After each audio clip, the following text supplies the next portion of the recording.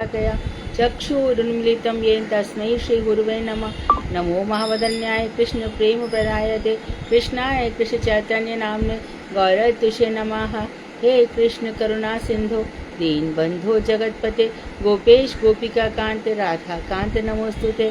तप्त कांचन गौरांगी राधे वृंदावनेश्वरी वृषभानुसुते देवी प्रणमामि हरिप्रिय। तवैवास्मि ना जीवामि त्वया बिना इति विज्ञाय राधे त्वं नय मां चरणान्तिकं। गुरुवे गौरचन्द्राय राधिकायै तदालये कृष्णाय कृष्णभक्ताय तद्भक्ताय नमो नमः।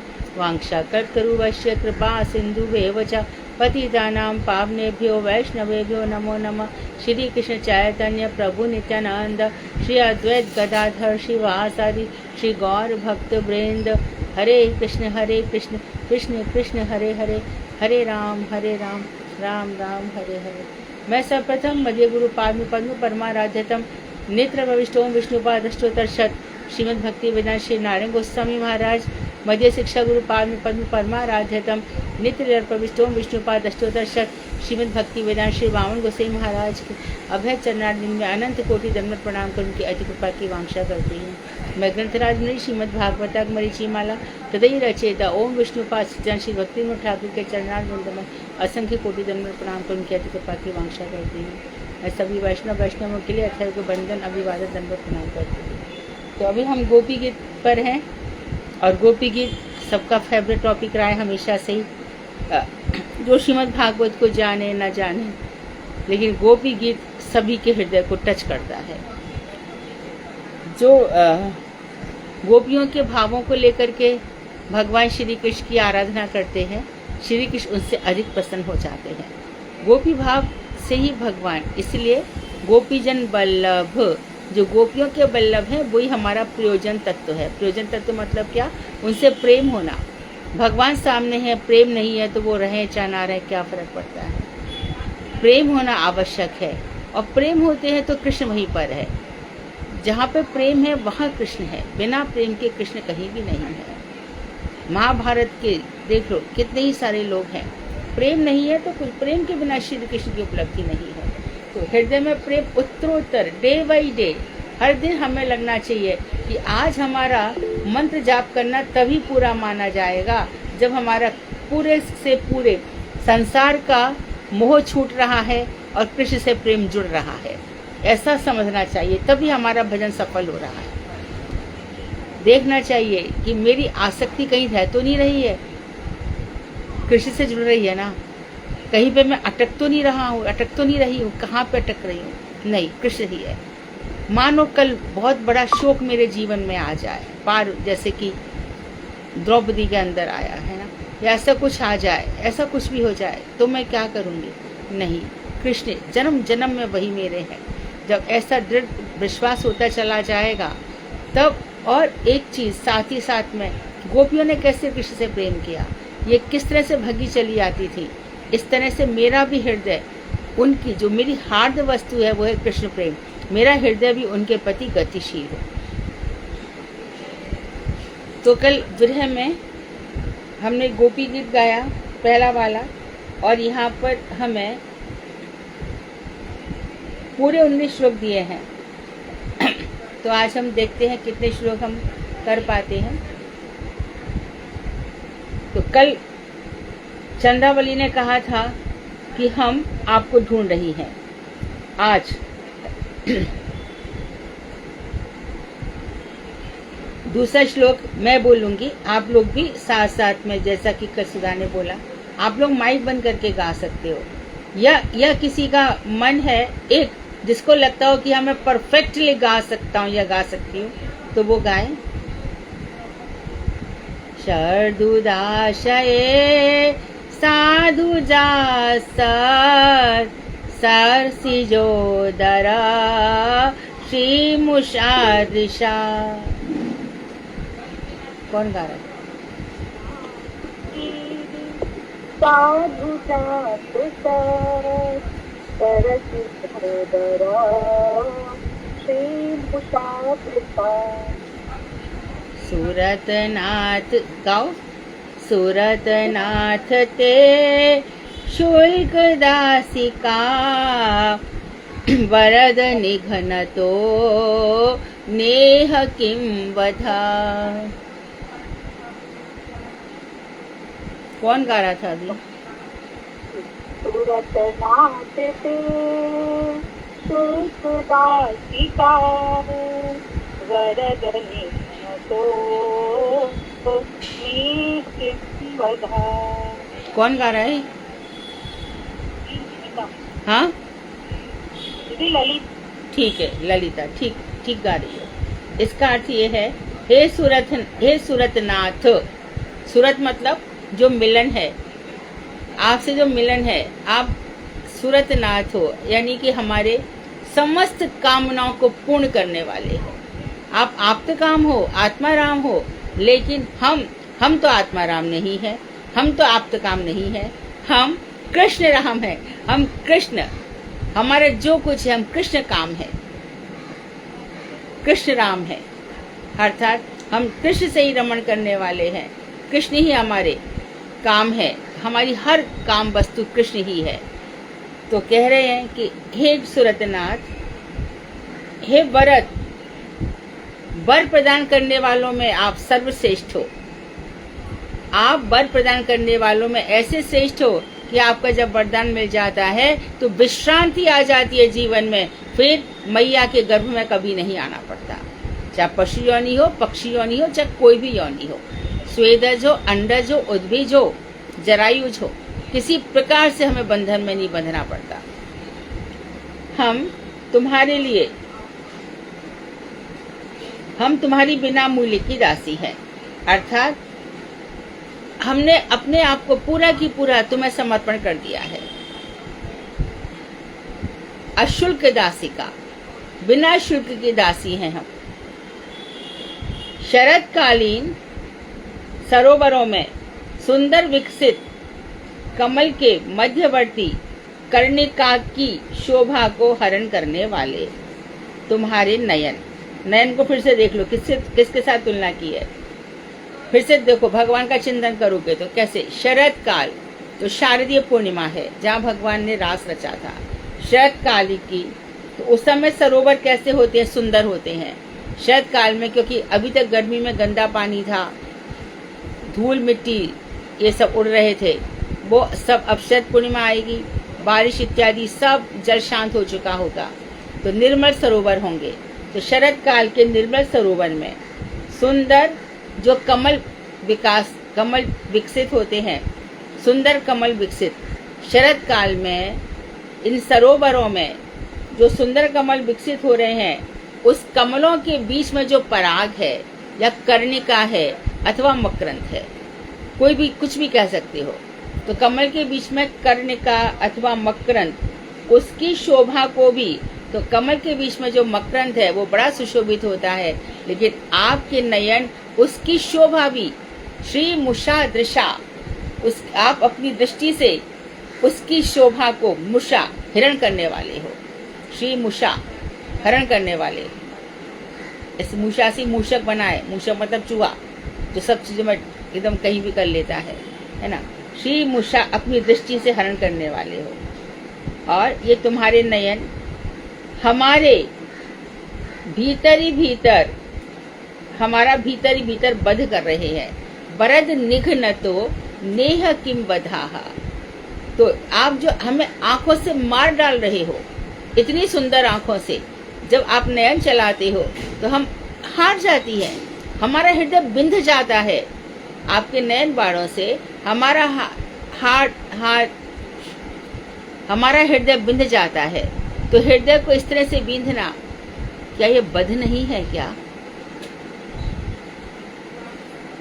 तो इस तरह से जो हमें आंखों से बाण चला करके बींध रहे हो, वरद निघ्न तो नेह किम बधाहा, क्या ये बध नहीं है क्या?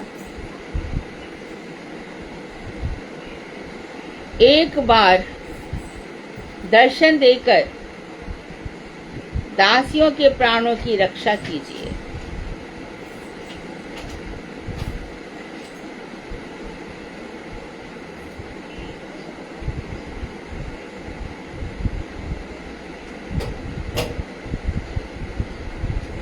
अब इस अर्थ को पढ़ने के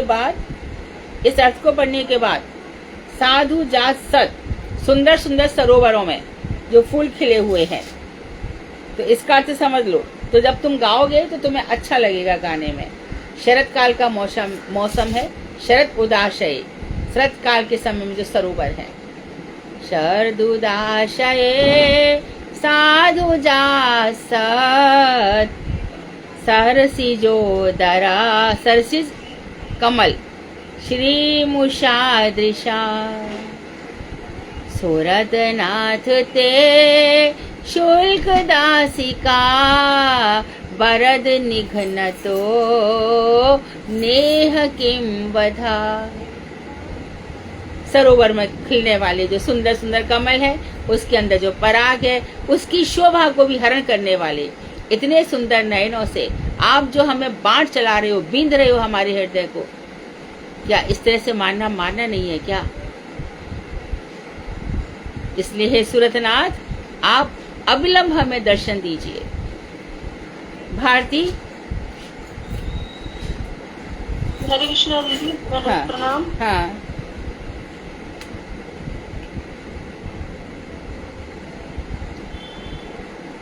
हाँ जी दीदी, इसमें जैसे आपने बताया ना वैसे ही है। हाँ। और हम तुम्हारी बिना मूल्य की दासी है, इसके बारे में है, और नैनों के बारे में थोड़ा लिखा है, और श्री कृष्ण के गुणों के बारे में थोड़ा बताया। हाँ, बताइए। हाँ जी, यहाँ पर गोपियाँ श्री कृष्ण को सूरतनाथ कहकर संबोधित कर रहे हैं, अर्थात संभोग रस के अधीश्वर। वे कह रही हैं कि हम पर यदि तुम्हारा कोई अधिकार होता, अर्थात हम तुम्हारा धन होती, तब तुम अपने धन की रक्षा करते अथवा उसे नष्ट करते, यानी कि तुम दो काम करते। तुम्हारा धन है होता तो उसमें किसी प्रकार का दोष नहीं होता, परंतु तुमने ना तो हमें मूल्य देकर खरीदा है और ना विवाह करके स्वीकार किया है। ध्यान दें, अशुल्क दासी का बहुत सुंदर बताया कि हम बिना मूल्य की दासी हैं, अर्थात हम तुम्हारा कोई धन तो है नहीं, ना तो तुमने हमें पैसा देके खरीदा है और ना ही तुमने हमसे विवाह किया है। अशुल्क दासी का बिना शुल्क की दासी है। सभी लोग पॉइंट्स लिख लें अपने लिए। 2 पॉइंट्स हैं, ना तो तुमने हमसे विवाह किया है और ना ही तुमने हमको पैसा देके खरीदा है।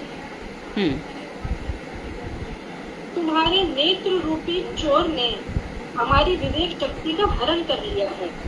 तो नेत्र, हाँ, मुषा दिशा, विवेक शक्ति नष्ट हो चुकी है। कृष्ण, क्या करें क्या नहीं करें, भागे चले आए हमने कुछ भी विचार नहीं किया। अभी आप हमसे कह रहे हो कि आधी रात है, हिंसक जीव जंतु घूम रहे हैं। इतना प्रेम किया है तुमसे, ना आर्य पथ का होश है, ना वैदिक पथ का होश है, ना कोई धर्म है, ना कुल की मर्यादा है, सब कुछ छोड़ के चली आई हैं हम। हाँ, और इसी के कारण हम स्वयं तुम्हारी बिना मूल्य की दासी बन गए हैं।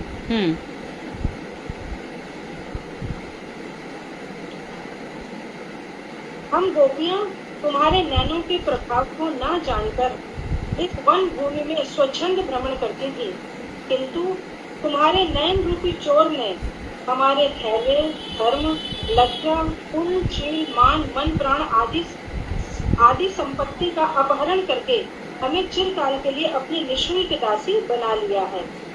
हम दासी बन गए क्योंकि आपने तुम्हारे नयनों ने हमारा क्या क्या मुषा क्या क्या हरण कर लिया। एक बार और बता दो। हमारा धैर्य हरण कर लिया, वही लज्जा का हरण कर लिया। हाँ, लज्जा, कुल, शील, मान, मन, प्राण आदि सबका हरण कर लिया। मन, प्राण, सब कुछ आपने हरण कर लिए।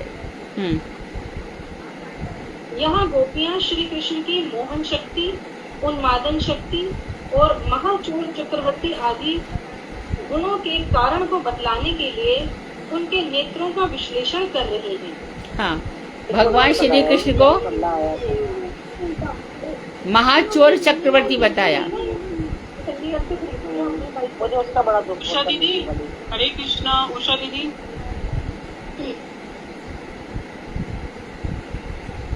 भगवान श्री कृष्ण को चोरों का चक्रवर्ती बताया, महाचोर चक्रवर्ती बताया। और उसके पहले क्या बोला था भारती? हाँ जी, श्री कृष्ण की मोहन शक्ति, उन्मादन शक्ति और महाचोर चक्रवर्ती आदि गुण। हाँ, मोहन शक्ति, मादन शक्ति, ठीक है। सबको आकर्षित करने वाली, सबके चित्त को चुराने वाली शक्ति। चौराग्र गण्यम पुरुषम नमामि, हमारे भगवान ऐसा, भगवान का अष्टक भी गाते हैं, पद है भगवान के लिए कि आप चोरों में अग्र शिरोमणि है, क्योंकि आपने सब कुछ हमारा चुरा लिया है। इन्हीं गुणों के बारे में वो आपस में बात कर रही हैं कि हाँ। कैसे श्री कृष्ण के नयन रूप चोर ने किसी अनिर्वचनीय मोहन उन्मादन धूलि को हमारे नेत्रों में झोंक कर हमें उन्मादित कर दिया है और हमारे प्राणों को लेकर तुम्हें अर्पण कर दिया है। ठीक है। इसलिए हमने पहले भी कहा था, जैसे पहले श्लोक में आया था, त्वयि धृता तव, कि हमारे प्राण तुम में ही अवस्थित हैं, अतएव तुमने पहले ही हमारे धन को चुराकर हमें निर्धन बना दिया है और अब हमारा नाश करने पर तुले हो।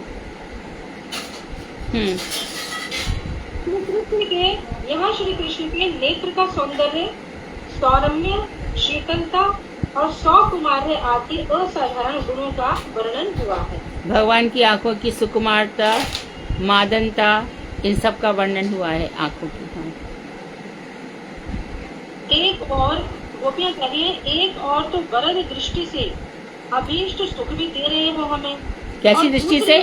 कैसी दृष्टि से? वरद दृष्टि। ठीक है। हाँ हाँ। हमें अभीष्ट सुख दे रहे हो। हाँ। और दूसरी ओर उसी मोहक उन्मादक दृष्टि से हमारा वध भी कर रहे हो। हाँ। जरा बतलाओ, क्या शस्त्र से मारने पर ही किसी का वध होता है? अपनी विरह रूपी पीड़ा प्रदान कर तथा हमें दर्शन ना देकर क्या तुम हमारा वध नहीं कर रहे हो? हाँ। यदि तुम शत कोटि गोपियों के वध रूपी पाप से बचना चाहते हो तो हमें शीघ्र दर्शन दो। तो तुम जो दर्शन ना देकर हमें मार डाल रहे हो, यदि तुम चाहते हो कि 100 करोड़ गोपियां मर ना जाए, इस पाप से बचना चाहते हो तो हमें शीघ्र दर्शन दो। बहुत सुंदर। हाँ जी, इतना ही है दीदी। ठीक है, बहुत सुंदर। आज आपने बहुत ही अच्छा किया, जो आपने जो रिलेटेड पॉइंट्स थे वो सब बताए। भारती दीदी, ये पता चल सकता है किसने बोला? पर जैसे आपने पहला श्लोक बोला था कि वो चंद्रावली ने बोला, ऐसे पता चल सकेगा तो दूसरा किसने बोला? नहीं दीदी, वो तो नहीं पता चल सकेगा, वो लिखा नहीं है ना। अच्छा, ठीक है दीदी। हरे कृष्ण। हरे कृष्ण। अगला श्लोक। अब यहाँ पर जब कह रही है कि आप दर्शन ना देकर के हमें मार रहे हो, तो इस तरह से मारना क्या मारना नहीं होता क्या? यदि आप मार ही रहे हो तो आपने हमें पहले बचाया ही क्यों? तभी मार देते। कैसे?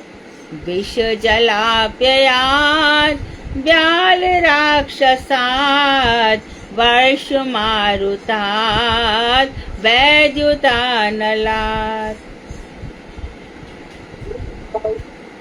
जलाप्ययात् व्याल राक्षसात् वर्ष मारुतात् वैद्युतानलात्।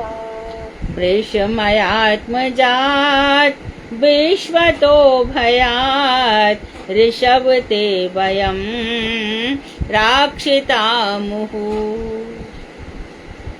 वृषमयात्मजात् विश्वतो भयात् ऋषभ ते वयं राक्षितामुः।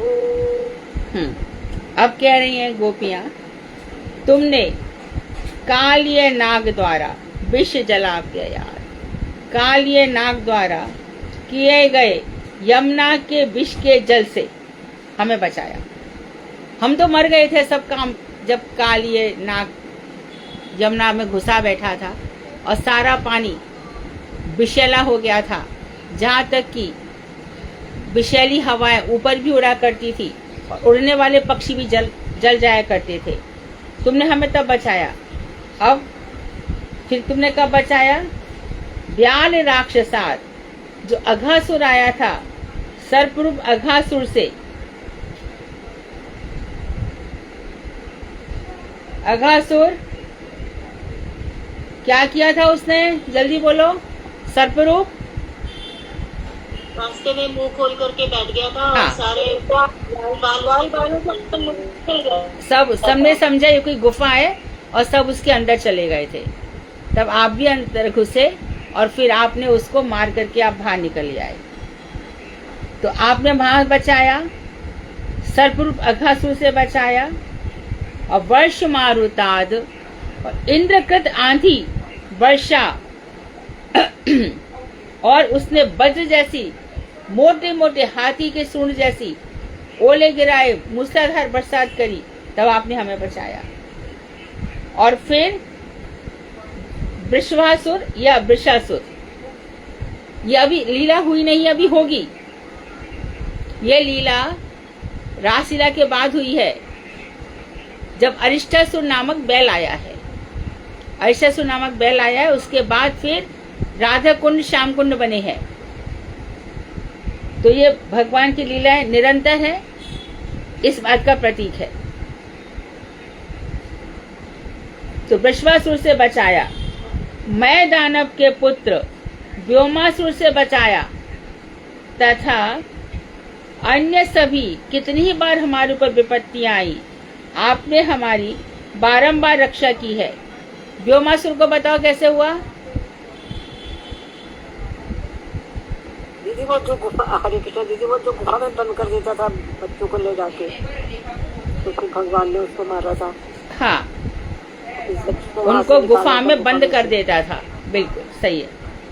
तो आपने हमारी वयम रक्षिता मुहु, बार बार आपने हमारी रक्षा की है। तो हे पुरुष श्रेष्ठ, अब तुम हमें दर्शन ना देकर क्यों मार डाल रहे हो, क्यों पीड़ित कर रहे हो। जब ही मर जाने देते ना, बार बार हमारी रक्षा करते हो, और अब इस घोर जंगल में बुलाकर और खुद ही छुप करके अब हमें क्यों मार डाल रहे हो। भारती। हाँ जी दीदी। दीदी थोड़ा तो इसी का ही डिटेल दिया हुआ है, और थोड़ा सा भागवत के अनुसार और थोड़ा सा सनातन गोस्वामी जी की टीका के अनुसार है। हाँ बताओ। श्री कृष्ण को लक्ष्य कर अपने मनोगत भावों को व्यक्त करती हुई गोपियां कुछ और भी कह रही हैं कि हे पुरुष श्रेष्ठ, अपना विरह रूपी दुख देकर यदि हमारा वध करने की तुम्हारी इच्छा थी, तो तुमने पहले अनेक बार अनेक विपत्तियों से हमारी रक्षा क्यों की। जब कालिया दह के विष में जल का पान करने के कारण ब्रजवासियों के प्राण संकट में थे, तब तुमने ही कालिया नाग का दमन कर उनके जीवन की रक्षा की, तथा कालिया नाग को उस यमुना हृद से बाहर कर उस विष में जल को अमृत बना दिया। जब अजगर रूपधारी अघासुर ने ग्वाल बालों को निगल लिया था, तब भी तुमने अघासुर का वध कर उन सबकी रक्षा की। जब देवराज इंद्र ने गोवर्धन की पूजा से क्रोधित होकर गोकुल को ध्वंस करने के लिए प्रबल जल वृष्टि, आंधी, तूफान और वज्रपात किया, तब हम सभी ब्रजवासियों ने तुम्हारा आश्रय ग्रहण किया था, तथा तुमने 7 दिनों तक बाएं हाथ की कन्नी अंगुली के नख पर गोवर्धन पर्वत को धारण कर हम सभी ब्रजवासियों की रक्षा की। केवल इतना ही नहीं, अरिष्टासुर, व्योमासुर आदि और भी अनेक दैत्यों का विनाश कर तुमने बार बार ब्रजवासियों की रक्षा की है। श्रीमद् भागवत के अनुसार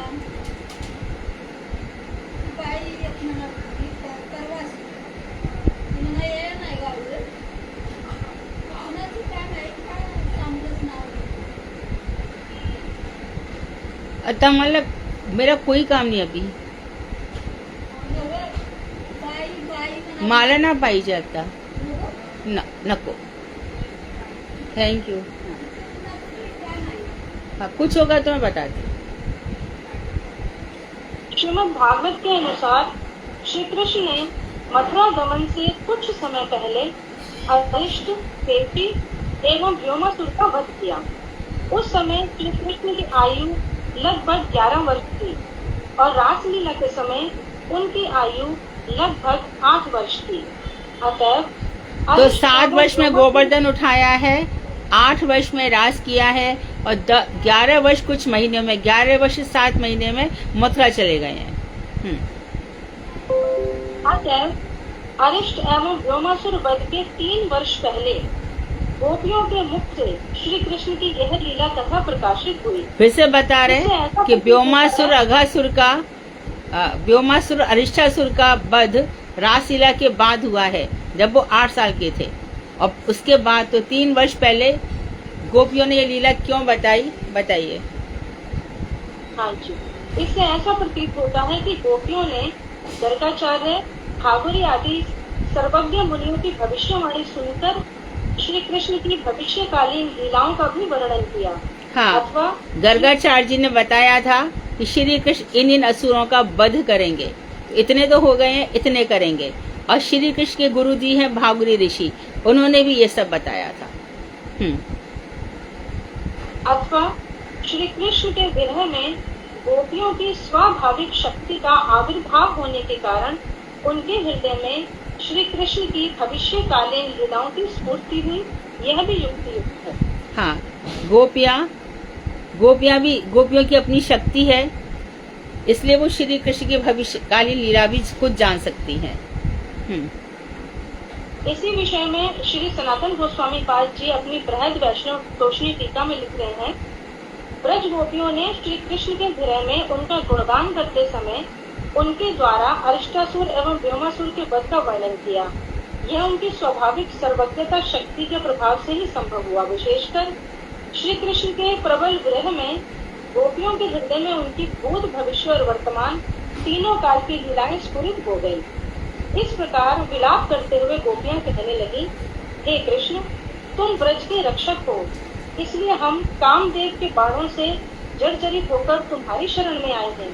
किंतु हाय, हमारे दुर्दैव के कारण तुम हमें दर्शन न देकर अपने विरह के द्वारा उससे भी कोटि गुना अधिक कष्ट दे रहे हो।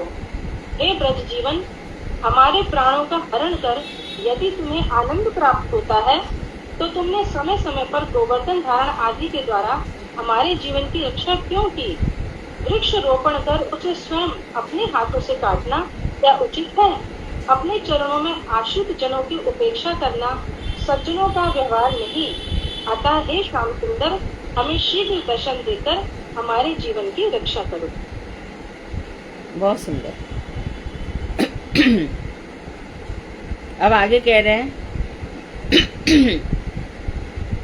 अब आगे कह रही है 4था श्लोक, ना खलु गोपिका नंदनो भवान अखिल देहि नाम अंतरात्म दृक् बेखन सारथी तो। हाँ, पूरा साथ में गा देना। विश्व गुप्तये सख उदयवान साध्वताम कुले। एक मिनट ललिता दीदी, कोई और बोलना चाहता है? ललिता दीदी के अलावा तो आप बोलिए प्लीज, जो प्रोनाउंस चेंज कर सकते हैं। हाँ दीदी, मैं बोलना चाहती हूँ। देखे करके सब बोलिए दीदी। न खलु गोपिका नंदनो भगवान अखिल देहिनाम अंतरात्मृदे विघ्न सार्थितो विश्वगुप्तये तथा उदेवान सात्वतांगुले। अब कह रहे हैं, तुम यशोदा नंदन कृष्ण हो, गोपिका नंदनो भवान, आप गोपिका यशोदा नंदन कृष्ण हो। तुम हम लोगों के अस्तित्व हो। ना खलु गोपिका नंदनो भवान अखिल देही नाम अंतरात्म दृक्। हम लोगों के अस्तित्व हो, हम लोगों के अंतर्यामी हो, प्राण हो। किंतु हम लोग तुम्हारा जो भाव देख रही हैं, उसमें तुम अपने उस भाव को छिपाकर अखिल शरीर वाले जो हैं, शरीरवानों की, देहियों की अंतरात्मा के दृष्टा रूप विष्णु के रूप में प्रतीत हो रहे हो। इसको क्लियर कर लेते हैं।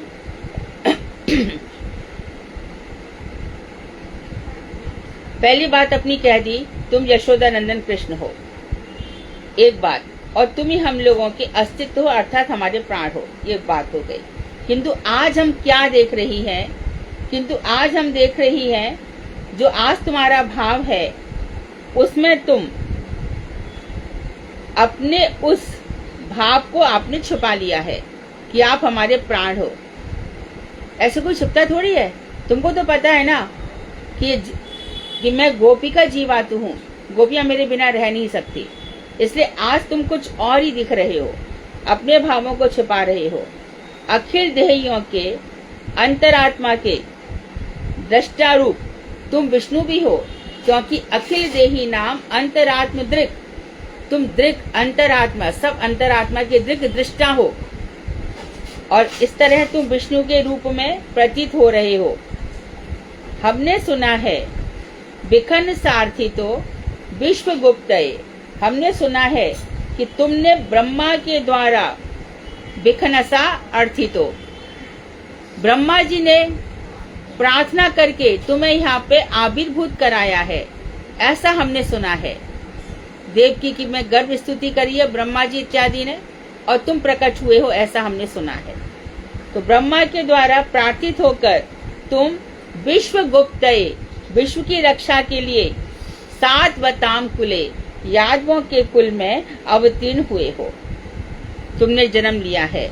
ऐसा परिचय प्राप्त करने के कारण ही हमारे प्रति उदासीन हो रहे हो, अर्थात हम हमारे प्राण हो, लेकिन आज तुम्हें सारे विश्व की चिंता हो रही है। तुम्हें तुम्हारे क्या, सारे विश्व का प्राण हो।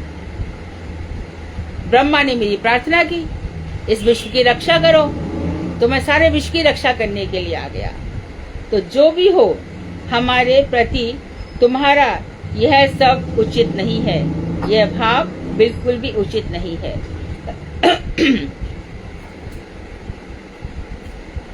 भारती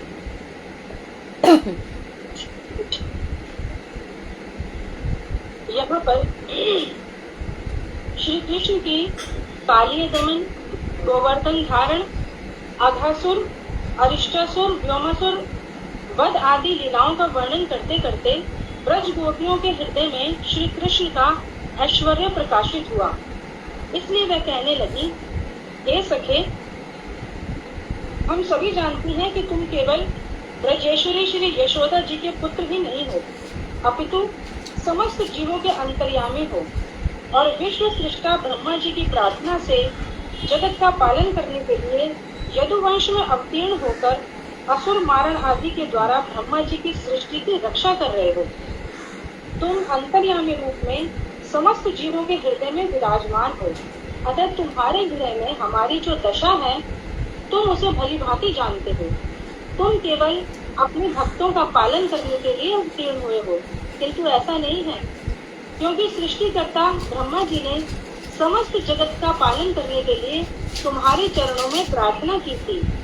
अतः चाहे तुम हमें अपना भक्त मानो ना मानो, तो भी हमारा पालन और रक्षा करना तुम्हारा कर्तव्य है। इस विषय में श्री जीव गोस्वामी लघु तोषणी टीका में कह रहे हैं, ब्रज गोपियों ने श्री कृष्ण को सर्वांत अंतर्यामी और विश्व पालक इसलिए कहा क्योंकि उन्होंने गर्गाचार्य, भागुरी आदि मुनियों एवं पौर्णमासी के मुख से श्री कृष्ण के ऐश्वर्य के विषय में बहुत बार सुन रखा था, किंतु उन्होंने अपने हृदय में श्री कृष्ण के ऐश्वर्य का कभी अनुभव नहीं किया था। इसलिए यहाँ गोपियां कह रही है, ना खलु गोपिका नंदनो भवान, और इस श्लोक की व्याख्या की है। गोपियां कह रही है, तुम हमारे साथ जो व्यवहार कर रहे हो उससे 3 मत मिथ्या सिद्ध होते हैं। यदि तुम परम दयावती यशोदा जी के पुत्र होते तो कदापि ऐसे निर्दय निष्ठुर नहीं हो सकते थे। विशेषकर गोप वंश में जन्म ग्रहण करने के कारण गोपियों के प्रति निश्चित ही तुम्हारी प्रीति होती। यदि तुम समस्त जीवों के अंतर्यामी होते तो भी तुम हमारे हृदय की पीड़ा को जानकर हमारे साथ इस प्रकार का निष्ठुर व्यवहार नहीं करते। और यदि कहें कि तुम ब्रह्मा जी की प्रार्थना से जगत का पालन करने के लिए यदुकुल में अवतीर्ण हुए हो, तो जगत के अंतर्गत होने के कारण हमारा भी तुम पालन करो। गोपियों के इन वचनों का यह तात्पर्य भी ग्रहण किया जा सकता है कि गोपियों ने श्री कृष्ण से कहा, हे सखे, तुम निश्चित ही यशोदा नंदन नहीं बल्कि समस्त जीवों के अंतर्यामी हो, क्योंकि जिस प्रकार अंतर्यामी परमात्मा समस्त जीवों के हृदय में रहते हैं, किंतु जीवों के दुख से उनका हृदय विगलित नहीं होता, उसी प्रकार हमारा दुख देखकर भी तुम्हारा हृदय कनिक भी द्रवीभूत नहीं हो रहा है। हरे कृष्ण। बहुत ही सुंदर व्याख्या की है हमारे दोनों गोस्वामियों ने। सनातन गोस्वामी की वैष्णव तोषी टीका और जीव गोस्वामी की लघु तोषी टीका है। कौन सी है? हाँ जी, लघु तोषणी टीका। हाँ, तो बृहद वैष्णव तोषणी और लघु वैष्णव तोषणी टीका, लघु वैष्णव तोषी टीका होना चाहिए। तो इस तरह से उन्होंने बताया, पहले तो उनका ऐश्वर्य भाव दिखा दिया कि समस्त जीवों के अंतर्यामी हो। तो समस्त जीवों को तो क्या हम उनके अंदर नहीं आते क्या? समस्त जीवों के अंतर्गत। लेकिन जैसे कि अंतर्यामी भगवान किसी के दुख में दुखी नहीं होते, आज आप अपना वही भाव दिखा रहे हो। तो तरह तरह की बातें करके गोपियां अपने भावों को यहाँ पर अभिव्यक्त कर रही हैं। आगे, विरचिता भयाम विष्णुधूर्यते चरणमीयुषां संसरतेर्भयात् करसरोरुहां कान्तकामदां शिरसि देहिना श्रीकरागृहम्। कोई और बोलिए। दीदी मैं बोलूं? एक एक करके। मोहिनी दीदी आप बोल लीजिए, निशा दीदी फिर आप बोलना। मोहिनी दीदी बोलिए। हरे कृष्णा दीदी, दंडवत प्रणाम दीदी। विरचिता भयं वृष्णिधूर्यते चरणमीयुषां संसृतेर्भयात् करसरोरुहं कान्तकामदं शिरसि देहिना श्रीकरग्रहम्। हरे कृष्ण।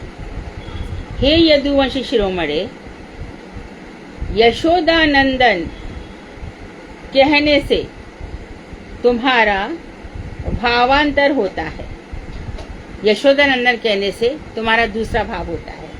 यह देखकर हम तुम्हें अब क्या कह रही हैं? वसुदेव नंदन के नाम से ही पुकारेंगे, क्योंकि पहले कह दिया कि तुम देवकी के गर्भ से विखना सारथी थे, ब्रह्मा जी की प्रार्थना करने से तुम आई हो। तो अभी हम क्या करेंगे कि तुमको पहले यशोदानंदन कहते थे, लेकिन अब हम वृष्टि धूर्यम थे आपको यदुवंश शिरोमणे कहेंगी।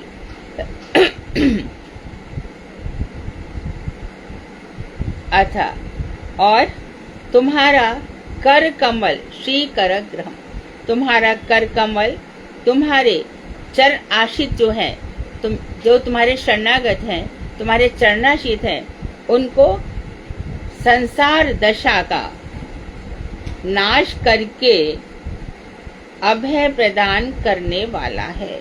जो तुम्हारे शरणागत हो जाता है, संसरते भयात, जो संसार में आवागमन है, फिर मरेंगे, फिर जिएंगे, फिर बूढ़े होंगे, फिर बीमार होंगे, फिर चोर पीछे लगेंगे, टैक्स लगेंगे, ये क्या क्या क्या क्या संसार में लाखों प्रकार के कष्ट हैं। अभी 1000 की नोट बंद हो जाएगी, अभी 500 की नोट बंद हो जाएगी, कैसे जिए संसार में? तो आपके चरणाश्रित हमारा बच्चा है। कौन अभी किसने बताया था? भगवान भजन करती थी, कौन? कोई तो आज बता रहा था कि 6 साल की बच्ची, किसने बताया? मैं भूल गई, मर गई है ना। हाँ, कल शर्मिला भाई बता रही थी कि मधु की भतीजी की बेटी 6 साल की थी, खूब भगवान की पूजा इत्यादि करती थी, इतना ही जीवन था, अपना कुछ समय पास करने आई थी। तो मृत्यु का भय संसार में हमेशा लगा रहता है। तो संसरते भयात, तो इस विश्व के जो भय है, इसमें आप क्या कर देते हो? हमें अभय प्रदान करने वाले हो। हम तुम्हारे विरह भय को दूर करने वाले तुम्हारे कर कमल की प्रतीक्षा कर रही है। श्री करग्रहम, देखो शब्द देखो, विरचिता भयम,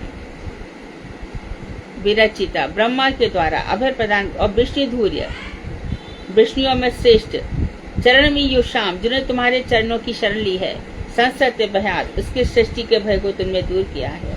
कर सरोरुहम, सरोरु कमल, कर रूपी कमल, हे कांत, हे कामोदम, समस्त मनोकामनाओं को पूर्ण करने वाले ये कर जो है हाथ हमारे सिर पर रख दीजिए। तो तुम्हारे विरह भय को दूर करने वाले तुम्हारे कर कमल की प्रतीक्षा कर रही हैं। हे कांत, हे प्रियतम, हम संसार दशा से भयभीत नहीं है।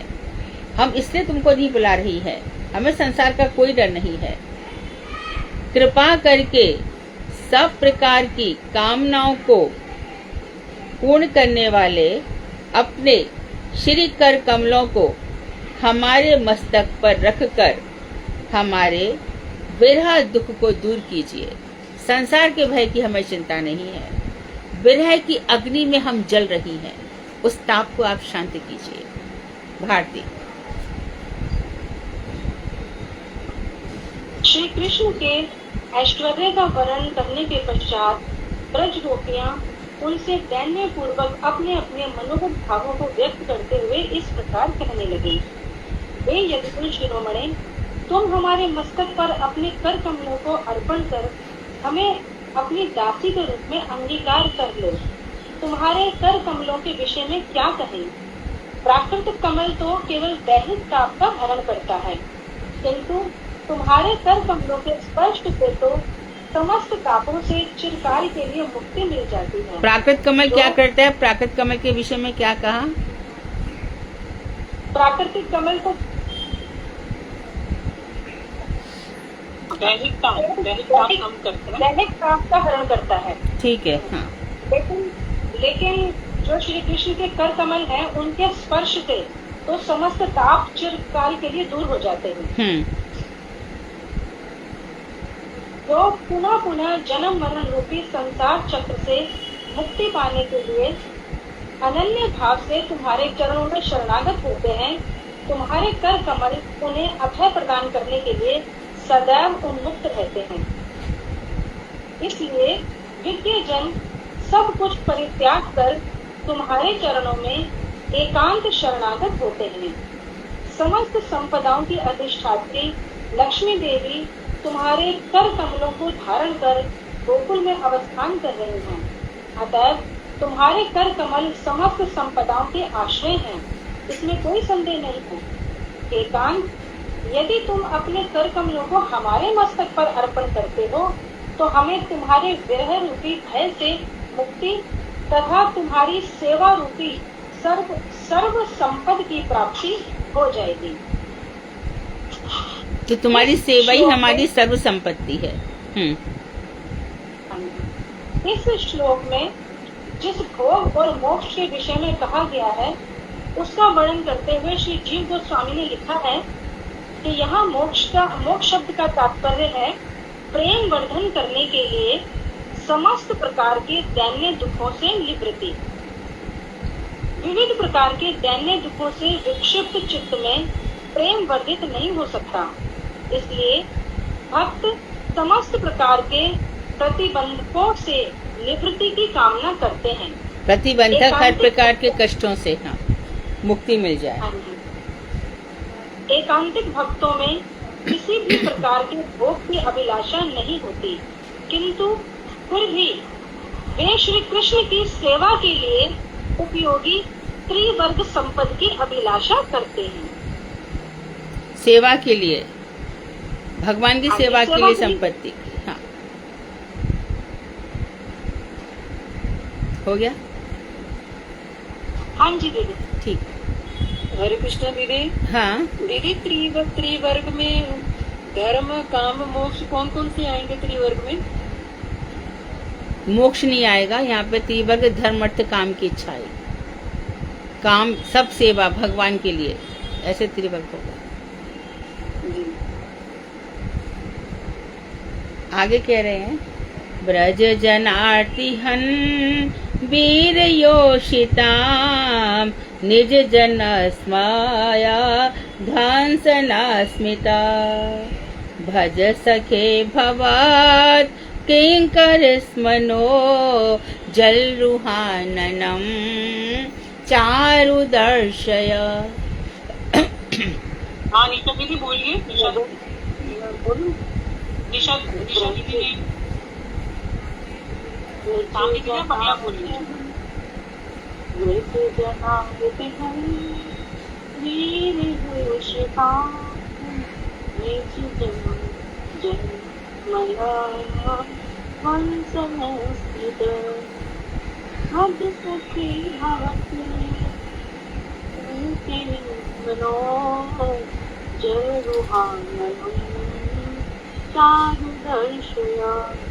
ठीक है।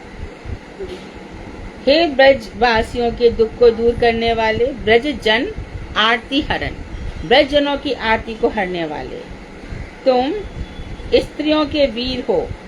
ब्रज जनार्ती हन वीर योषिताम, तुम स्त्रियों के वीर हो। फिर क्या करो तुम? तुम्हारी मंद मुस्कान से तुम्हारे प्रेयसी जनों के तुम सारे मान मद को चूर्ण विचूर्ण करने वाले हो। निज जना, जो तुम्हारे निज जन है, स्मय ध्वंस स्मिता, तो तुम अपने जो प्रिय जन है, जो तुम्हारे प्रेमी जन है, उनके सारे मान मर्दन को चूर्ण विचूर्ण करने वाले हो। हे सखे, हम तो तुम्हारी नित्य किंकरी हैं, हम तो तुम्हारी नित्य किंकरी हैं। भवत किंकरी, भज सखे, हे सखे, भवत किंकरी, स्मनो, हम तो है ही स्म, नो, हमें जल रुहाननम चारु दर्शय। तो इसलिए आप क्या करो, हमें अपना सुंदर मुख कमल दिखाकर, चारु दर्शय, सुंदर मुख कमल दिखाइए, हमें अपना सुंदर मुख कमल दिखलाओ। ये आज का मुझे लगता है कि आज ये शेष होगा, कल से हम फिर नया शुरू करेंगे। यहाँ गोपियाँ कह रही हैं, हे श्याम सुंदर, तुम ब्रजवासियों के समस्त दुखों का हरण करते हो। तुम्हारी कृपा से ब्रजजनों को कोई दुख कष्ट नहीं होता। अघासुर, बकासुर वध, कालिया दमन, दावानल मोक्षण, गोवर्धन धारण आदि के द्वारा तुमने कितनी ही बार ब्रजवासियों का दुख हरण किया है। हम तुम्हारे विरह दुख से पीड़ित होकर अपना दुख दूर करने के लिए तुम्हारे चरणों में प्रार्थना कर रहे हैं। तुम ब्रजवासियों का दुख हरण करने के लिए सदैव तत्पर रहते हो। तुम सर्व समर्थ हो, तो हमारा भी दुख दूर करो। हम यमुना पुलिन पर तुम्हारे साथ मिलन के समय सौभाग्य गर्व में आत्म विभोर हो गई थी। इसलिए यदि तुम हमें दंड देना चाहते हो, तो इसके प्रत्युत्तर में हम कहती हैं कि जिनको तुमने अपना निजजन कहकर अंगीकार किया है, एवं जिन्होंने तुम्हारे चरणों में अपनी देह, मन, प्राण आदि सब कुछ समर्पित कर दिया है, यदि उनमें तुम्हारा प्रीति व्यवहार पाकर मान और गर्व आदि उदित हो जाए, तो उनके उस मान गर्व आदि का खंडन, यानी मान और गर्व भी हमें जो उदित हो रहा है वो तुम्हारे प्रेम के कारण, तुम हमसे प्रेम करते हो, इसके लिए हमें मान हो रहा है। और इसका खंडन करने के लिए उन्हें पृथक रूप से किसी प्रकार का दंड देने की आवश्यकता नहीं होती, क्योंकि तुम्हारे मधुर हास्य से ही सबका मान दूर हो जाता है। क्या अलग से दंड दोगे? मुस्कुराओगे, बस इसी से हमारा मान मर्दन हो जाएगा। हे सखे, हमारे नेत्रों के अगोचर रहकर हमें दुख देने में तो तुम्हें आनंद प्राप्त हो रहा है, किंतु हमारे जीवन का अंत होने पर तुम्हें निश्चित ही अनुताप होगा। तुम वीर होकर स्त्री वध का वीरत्व प्रकाश मत करो। हम तुम्हारी दासियां हैं, अतएव तुम्हारी सेवा के अतिरिक्त हम और कुछ नहीं चाहते। तुम्हारे चरणों की सेवा पाने के लिए हम अपने धैर्य, धर्म, लज्जा, कुल, शील, मान, भय आदि का परित्याग कर तुम्हारे चरणों में आई हैं। अतः हमें शीघ्र ही अपने मुख कमल का दर्शन कराओ तथा अपने चरणों की सेवा प्रदान कर हमारे सभी मनोरथों को पूर्ण करो। हरे कृष्ण। बहुत सुंदर। दीदी, भारती दीदी ने अभी जो एक बार बोला, दीदी आप भारती दीदी वो लाइन रिपीट करोगे प्लीज? आपने कहा पुरुष होकर स्थिति वध मत करो, क्या बोला आपने वो प्लीज? हाँ जी, मैं दोबारा पढ़ देती हूँ। तुम स्त्रियों के पति हो, स्त्रियों का तुम, तो स्त्रियों का इस तरह से मान वर्धन करके तुम उदासीन क्यों हो रहे हो? क्यों सामने नहीं आते? बोल दो भारती। हाँ, क्योंकि वो कह रही है ना गोपियाँ कि तुम तो सर्व समर्थ हो, कुछ भी कर सकते हो, तो फिर तुम इतने वीर होकर स्त्री वध का वीरत्व प्रकाश मत करो। मतलब तुम फिर स्त्री वध करके जो तुम ऐसे करोगे तो उदासीन मत बनो, विरक्त मत बनो। तुम स्त्रियों के वीर हो ना, तो स्त्रियों की रक्षा करो। हाँ, रक्षा करो और हमें मार के वीर मत बनो। तो हम तो तुम्हारी दासियां हैं और तुम्हारी सेवा के अतिरिक्त और कुछ नहीं चाहते। हरे कृष्ण। ठीक है दीदी, बहुत सुंदर, धन्यवाद दीदी। हरे कृष्ण, धन्यवाद। हरे कृष्ण, धन्यवाद दीदी। वांछाकल्पतरुभ्यश्च कृपा सिन्धुभ्येव च। कि वो साबुन तेल कुछ भी नहीं मांगती है, और वो गुरु जी बोलते थे कि वो तो निःशुल्क दासी है, हम तो तुमसे कुछ नहीं मांगती है, कि मतलब साबुन तेल या कुछ भी और मांग नहीं करती है। गुरु जी ऐसे बोलते थे, क्या बोलते थे आप बताइए? ऐसे गुरुजी ने कभी मजाक में बोला होगा, पता नहीं।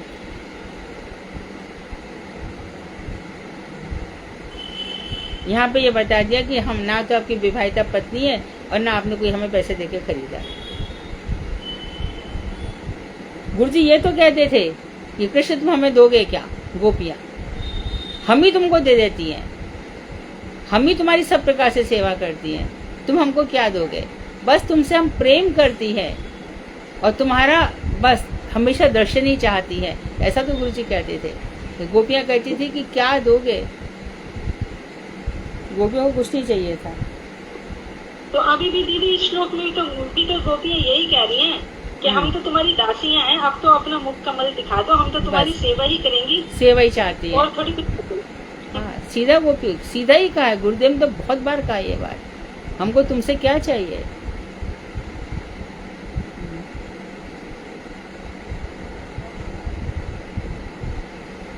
कोई प्रश्न ना हो तो भागवत।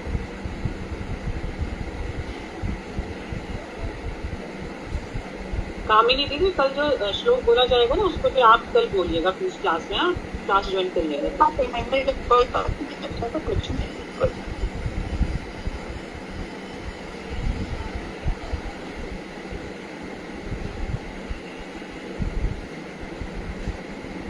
हरे कृष्णा दीदी, दंडवत प्रणाम। हाँ, हमारा ये प्रश्न उत्तर चल रहे थे राजा रघुगुण और भरत जी के, और आज जड़ भरत जी के जो उत्तर है वो साधना दीदी देंगी और प्रश्न मैं करूंगी। आज हमने ये निश्चित किया कि हम बारी बारी से करेंगे। ठीक है।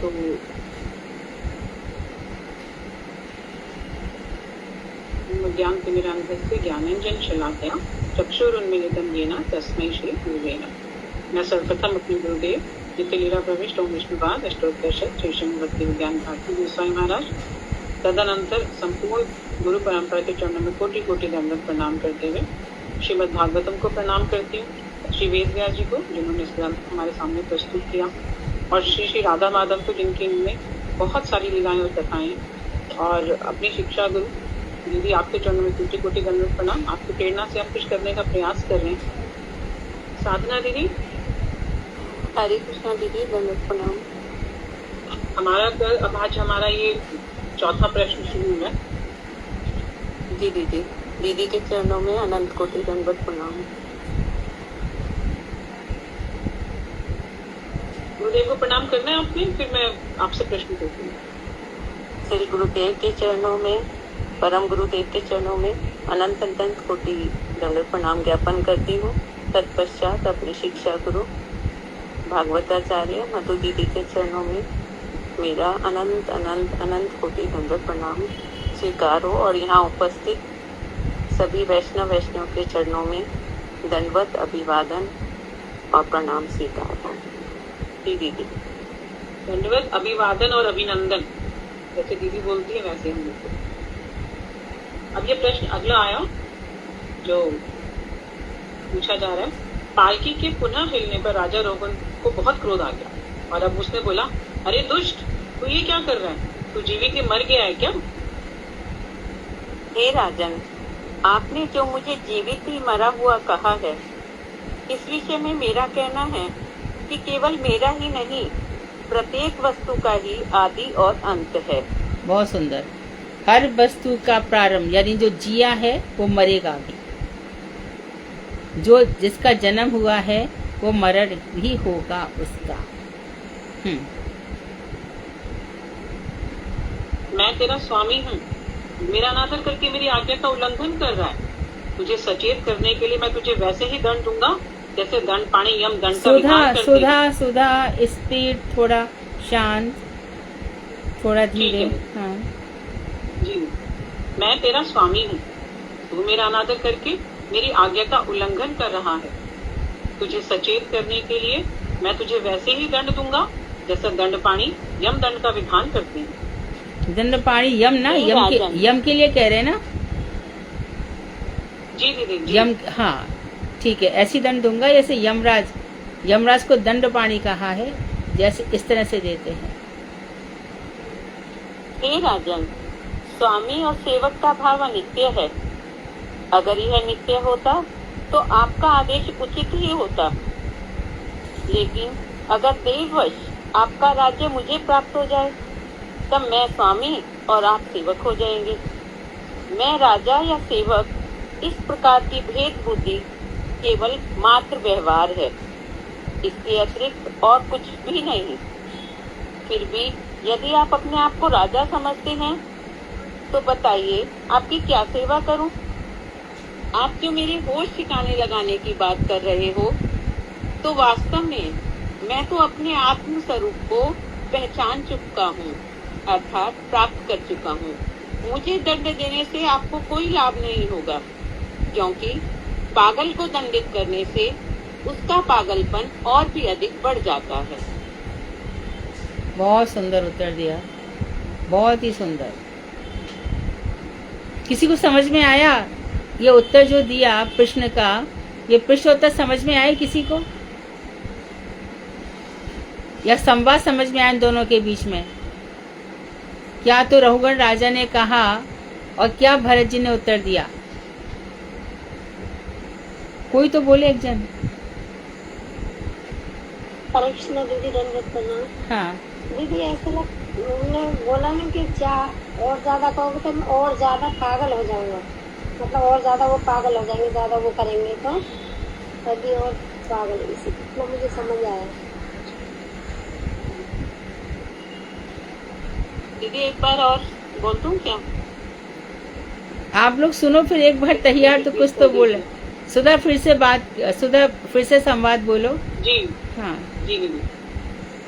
मैं तेरा स्वामी हूँ, तू मेरा अनादर करके मेरी आज्ञा का उल्लंघन कर रहा है। रघुगण ने राजा जड़ भरत से कहा, मैं तेरा स्वामी हूँ और मैं तेरे से कह रहा हूँ तू ठीक से चल, तू सुन नहीं रहा और मेरी आज्ञा का उल्लंघन कर रहा है। तो जैसे यमराज किसी को दंड देते हैं, ऐसे ही मैं तुझे दंडित करूंगा। तुम बोल दो सदा पूरा। जी नहीं, तुझे सचेत करने के लिए मैं तुझे वैसे ही दंड दूंगा जैसे दंड पाणी यम दंड का विधान करते हैं। तो अब इसको सुन करके अब जड़ भरत क्या उत्तर दे रहे हैं कि तू बहुत अपने आप को स्वामी समझता है ना और मुझे सेवक समझ रहा है, बता क्या सेवा करूं तेरी? यदि तू मुझे दंडित करेगा तो तू तो पागल को और भड़का रहा है, मैं और ज्यादा पागलपन करूंगा। जो कहार बन के तेरी डोली उठा रहा हूं ना, सब उठा उठा के फेंक दूंगा, दिखाऊं अपना पागलपन।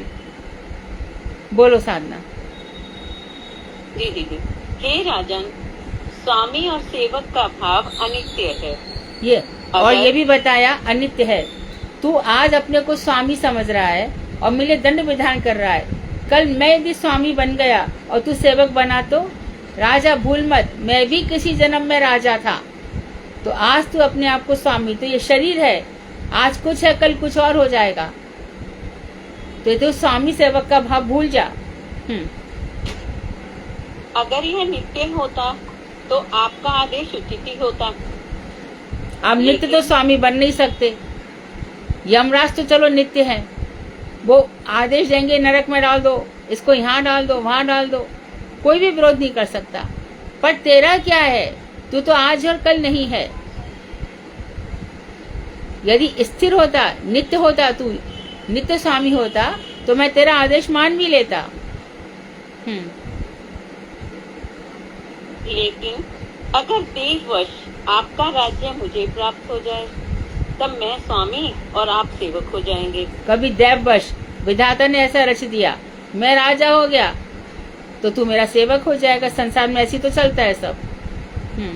जो मालिक होकर के सम्राट बन करके अपने आप को समझता है ये मेरे हाथ के अधीन है, नौकर चाकर, उन लोगों को अगले जन्म में वही करना पड़ता है जो हम अपने नौकरों से कराते हैं। ध्यान रखना, यहाँ सब खेल है और कुछ भी नहीं है। और श्री कृष्ण के लिए गेंद कंदुकवत लीला है। जैसे राजा मनोरंजन देखता है, कोई खिलाड़ी खेल रहा है, राजा देखता है। श्री कृष्ण के लिए संसार ऐसा ही है। इसलिए हमें नश्वर सुखों के लिए अपना कोई गलत काम नहीं करना चाहिए। अरे हमारे घर में तो नौकर चाकर है, ये मत बोलो हम भी कभी ऐसे नौकर रहे तो आज हम राजा बन गए। आज हम राजा हैं तो कल नौकर बनना अवश्य संभावी है। फिर से एक छोटी सी घटना जो मैं अक्सर सुनाती हूँ, फिर से सुन लो। एक राजकुमारी, पुराणों में है ये कथा। एक राजकुमारी अपने आप को बड़ी घमंडी थी, बड़े अपने आप को एकदम महारानी जैसे रहती है, बड़े अकड़ के साथ रहती थी। एक बार प्रातःकाल प्रातः भ्रमण के लिए निकल गई अपनी सब सखियों के साथ। तो इतनी देर में जो नौकरानी थी उसने कहा कि अब मुझे घर साफ करना है, तो उसके बिस्तर साफ करने लग गई। बिस्तर साफ करते करते वो इतने मुलायम, इतने सुंदर बिस्तर थे तो उसने कहा जब तक राजकुमारी आएंगी तब तक मैं 2 मिनट सो के देख लेती हूँ। तो वो 2 मिनट क्या सोई की, थकी होती तो है और इतने सुंदर बिस्तर। तो उसकी आंख लग गई। इतनी देर में राजकुमारी चहचहाती, खूब खेलती खाती सी अपनी सहेलियों के साथ हंसती हंसाती रूम में घुसी। रूम में घुस के देखा, ये क्या, मेरे बिस्तर पर नौकरानी सोई है। उसने उठाया हंटर और उसको मारना शुरू कर दिया। नौकरानी बड़ी जोर जोर से रोने लगी, ये फिर उतने ही जोर से मारने लगी। इस बार नौकरानी जोर जोर से हंसने लगी। इसका हंटर रुका, ये हंस क्यों रही है? तो मैं ये सोच रही हूँ कि मैं थोड़ी देर ही अपने आप को राजकुमारी समझ रही थी। थोड़ी देर ही मैं आपके पलंग पर सोई, थोड़ी देर ही मैंने निकम्मी रही, कुछ काम नहीं किया, तो आपने मुझे इतना मारा या मुझे इतनी मार पड़ी। मैं ये इसलिए हंस रही हूँ कि आप तो जीवन भर ऐसे ही जीवन जी रही हैं। आपको कितनी मार पड़ी विधाता की, ये सोचकर मुझे हंसी आ रही। तो कुर्वन्नेह कर्माणि जिजी विशेषतम समाहा। कर्म करते हुए हम 100 वर्ष तक जीने की इच्छा करें। कभी मत सोचो कि हम बैठे रहे सब चल रहेगा। शरीर तो जड़ हो ही जाएगा, भावनाएं भी जड़ हो जाएंगी, हृदय भी जड़ हो जाएगा। इसलिए हमेशा कर्म करने में ही विश्वास रखना चाहिए। कर्म करना क्या है? इस समय हमारा भगवान की लीला चिंतन, गुण ध्यान, जो हम इस समय 3 बजे सबका सोने का अच्छा समय होता है, 4:30 5 बजे, 4 से 4:30 भी हो, चलो एक नींद तो पूरी हो जाए। पर फिर भी हम लोग सब बैठ करके भगवान श्री कृष्ण का और श्रीमद् भागवत का अनुशीलन कर रहे हैं। तो ये सब कृष्ण की नजरों में है। हाँ जी दीदी, मैं राजा या सेवक इस प्रकार की भेद बुद्धि केवल मात्र व्यवहार है। खाली व्यवहार है, और इसमें कुछ है नहीं, खाली व्यवहार की बातें हैं। यहाँ सब भगवान के अंश हैं। इसके भी अतिरिक्त और कुछ भी नहीं। फिर भी यदि आप अपने आप को राजा समझते हैं तो बताइए आपकी क्या सेवा करूं? आप जो मेरे होश ठिकाने लगाने की बात कर रही हो, तो वास्तव में मैं तो अपने आत्म स्वरूप को पहचान चुका हूँ, अर्थात प्राप्त कर चुका हूँ। मैं समझ लिया मुझे मैं कौन हूँ, मैं कुछ नहीं हूँ, मैं भगवान का अंश हूँ और ये शरीर धारण कर रहा हूँ। आज हूँ, कल नहीं रहूंगा। कल भगवान मुझे किस लोक में ले जाएंगे और तू किस लोक में जाएगा अपने कर्मों के कारण। मुझे दंड देने से आपको कोई भी लाभ नहीं होगा, क्योंकि पागल को दंडित करने से उसका पागलपन और भी अधिक बढ़ जाता है। अभी आ गया सबको समझ में? जी दीदी। हाँ बोलो। आ गया दीदी, आ गया। हाँ आ गया ना? जी जी। हाँ थोड़ा सा बोल लो।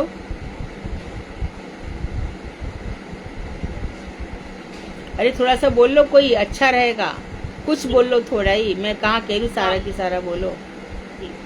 राजा रघुगण कह रहे हैं कि मैं तुम्हें दंड देना चाहता हूँ। तो उस पर जड़ भरत कहते हैं कि तुम मुझे क्या दंड दोगे? मैं तो अपने आत्मस्वरूप को पहचान गया हूँ, और कल अगर स्थिति बदल जाती है तो तब मैं स्वामी और तुम सेवक हो सकते हो, लेकिन मुझे तो पता है कि मैं पहले राजा था। ठीक है, बहुत और सुंदर। दूसरे जो पागलपन की बात कर रहे हो, तो अगर आपने मुझे पागल समझ ही लिया है तो मैं और ज्यादा पागलपन भी कर सकता हूँ। ठीक है दीदी? बहुत अच्छा है। और कोई प्लस कुछ बोलना चाहता है? और उन्होंने कहा था कि मैं तो राजा हूँ, तो उन्होंने कहा था वो तो कभी भी कोई भी हो सकता है, बस अभी कुछ घट गया, आपका राज्य मेरे पास आ गया तो फिर मैं स्वामी हो जाऊंगा, फिर मैं राजा हो जाऊंगा। तो तुम मुझे दंड देने की क्या बात कर रही हो कि मैं यमराज के समान तुम्हें दंडित करूंगा? ठीक है। मुझे दंड देना तो रस्सी को पीटने के बराबर है, उससे कोई फर्क नहीं पड़ेगा। बहुत सही। आगे दीदी, अब राजा रघुगण को जड़ भरत जी की बातें सुनके, तत्व सुनके थोड़ा सा वो विनीत भाव में आ गया। तो हे ब्राह्मण, प्रच्छन्न रूप से इस संसार में विचरण करने वाले आप कौन हैं? क्या आप ब्राह्मण या साधु पुरुषों में से कोई हैं? क्योंकि आपने यज्ञ सूत्र धारण कर रखा है, या आप दत्तात्रेय आदि में से कोई महाज्ञानिष्ठ अवधूत हो? आप किसके शिष्य हैं? कहाँ रहते हैं? आपके आगमन का क्या कारण है? अगर आप हमारे कल्याण के लिए आए हैं तो कहीं आप विशुद्ध सत्वमय मूर्ति नारायण अवतार मुनि कपिल तो नहीं? पहले मैं भरत नाम का एक राजा था तथा एक सभी साधना, एक मिनट, ये प्रश्न समझ में आ गया सबको? ये जो प्रश्न नहीं, ये संवाद समझ में आ गया? क्योंकि राजा कह रहा है कि ये कोई साधारण व्यक्ति तो लग नहीं रहे हैं, यज्ञों पर भी जनेऊ पहन रखा है, यदि भी उनका जनेऊ मेला हो गया था, तो इस पर ब्राह्मणों के चिन्ह दिखाई दे रहे हैं। क्या मैं जिनसे मिलने जा रहे दत्तात्रेय तो नहीं है? ये कोई साधु तो नहीं है? ये छुपे हुए वेश में ये कौन है? राजा के मन में अनेकों प्रकार के सवाल आ रहे हैं। और क्या सवाल आया था? जी दीदी, आप किसके शिष्य हैं? कहाँ रहते हैं? आपके आगमन का क्या कारण है? अगर आप हमारे कल्याण के लिए आए हैं तो कहीं आप विशुद्ध सत्वमय मूर्ति नारायण अवतार मुनि कपिल तो नहीं? हाँ। तो मुनि कपिल के पास ही जाना था ना दीदी? हाँ, कपिल के पास ही जाना था मुझे। कहीं आप स्वयं तो वहाँ से यहाँ पर नहीं आ गए, जो कि भगवान नारायण के अवतार हैं, जो कि देवहूति के पुत्र हैं, जिन्होंने सांख्य शास्त्र के माध्यम से भगवान को प्राप्त कराने के उपदेश बताए थे। हाँ, इसके उत्तर में भरत जी क्या बोले? जी दीदी, हाँ, पहले मैं भरत नाम का एक राजा था तथा सभी प्रकार की आसक्तियों से मुक्त हो भगवान की तरफ उन्मुख हो चुका था, लेकिन प्रारब्धवशतः वृक्ष शावक में आसक्त होकर अपने भक्ति पद से पतित हो गया और मृग योनि को प्राप्त हुआ। हे वीर, श्री हरि की उपासना के फलस्वरूप मृग देह में भी मेरी पूर्व स्मृति बनी रही।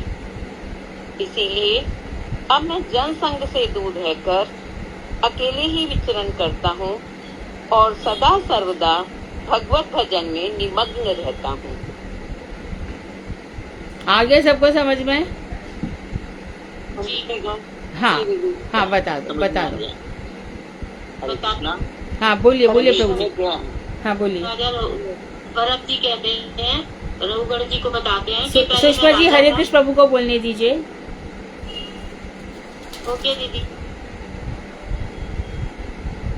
मुझे बोल रहे हो? हाँ बोलिए, आपने बोला था ना पहले। हाँ बोलिए हरे बोलिए। कृष्णा दीदी। हम्म, इसमें जो है गढ़ भरत जी ने अपना परिचय दिया है राजा रघुगढ़ को कि पहले मैं राजा था इंदु। और- अच्छा ठीक है। हाँ इंदु जी बोल रहे हैं, बोलिए। और मैं उसके बाद एक शावक की उसमें मोह में पड़ गया था और मैं उसकी मोह में सब कुछ अपना सब कार्य भूल गया था और फिर मुझे अब ये जन्म मिला है। इस जन्म में मैं अपनी सब कुछ मोह माया छोड़ करके मैं अपने भगवान के ध्यान में लीन रहता हूँ। लीन रहता था, लेकिन बाद में मैं मृग में आसक्त हो गया। मृग में आसक्त हो गए थे, तो उसमें फिर उनको मृत्यु योनि मिली था, लेकिन इनको अपना समय नहीं पूरा था। लेकिन भी इनको भगवान की शुरू रहती थी, तब भी ये भगवान का नाम लेते थे मृग योनि के। उसको इनको जड़ भरत की योनि मिली। उस योनि में भी अब जो है सब संसार का मोह माया छोड़ करके भगवान में लीन रहते हैं। ये है। ठीक है, तो दोनों के पुरुषोत्तर समझ में आ गए। सुषमा दीदी आप कुछ और बोल रहे थे? नहीं दीदी, इतना ही बोलना था। ठीक है, आगे। आपका विज्ञान युक्त ज्ञान का प्रभाव प्रच्छन्न है। आप विषयी लोगों के संग का परित्याग करके एक एक लाइन चलते हैं। अचिंत्य एवं सुधा, एक लाइन पे रुकते हैं। आपका विज्ञान युक्त ज्ञान का प्रभाव प्रच्छन्न है। हाँ, तो राजा कह रहा है आपका जो ज्ञान है वो विज्ञान है, अर्थात विज्ञान किसको कहते हैं? अनुभव करके। एक ज्ञान होता है ऐसे ही, एक होता है अनुभव ज्ञान। तो आपने अनुभव करके जो ज्ञान प्राप्त किया है वो प्रच्छन्न, ढका हुआ था, दिखाई नहीं दे रहा है। क्योंकि ऐसे इतना ज्ञानी कोई कहार बन के थोड़ी डोली उठाता है। आप तो ऐसे ही रह रहे हो संसार में। तो आपने क्या कर रखा है? अपने को प्रच्छन्न, ढक रखा है। आप विषयी लोगों के संग का परित्याग करके अचिंत्य एवं अनंत महिमा से युक्त होकर भी पागल के समान क्यों विचरण कर रहे हैं? उत्तर। हाँ जी दीदी। जड़ भरत जी ने कहा, हे राजन, आप ज्ञानी नहीं हैं, लेकिन ज्ञानियों जैसी बातें करते हैं। विवेकी जन स्वामी सेवक, सुख दुख आदि लौकिक व्यवहारों का आदर नहीं करते हैं। हाँ। क्योंकि किस ऐसे किस का जो व्यवहार विवेकी असत्य व्यक्ति हैं। है वो किस चीज का आदर नहीं करते? फिर से लाइन बोलो। वो इसकी परवाह नहीं करते कि कौन स्वामी सेवक, कौन स्वामी है, कौन सेवक है। महात्मा लोग इस बात पर ध्यान नहीं देते। सुख दुख। हाँ, वो द्वंद्वातीत। महात्माओं की पहली पहचान क्या होती है? द्वंद्वातीत होते हैं। द्वंद्व मतलब सुख दुख से परे, मान अपमान से परे।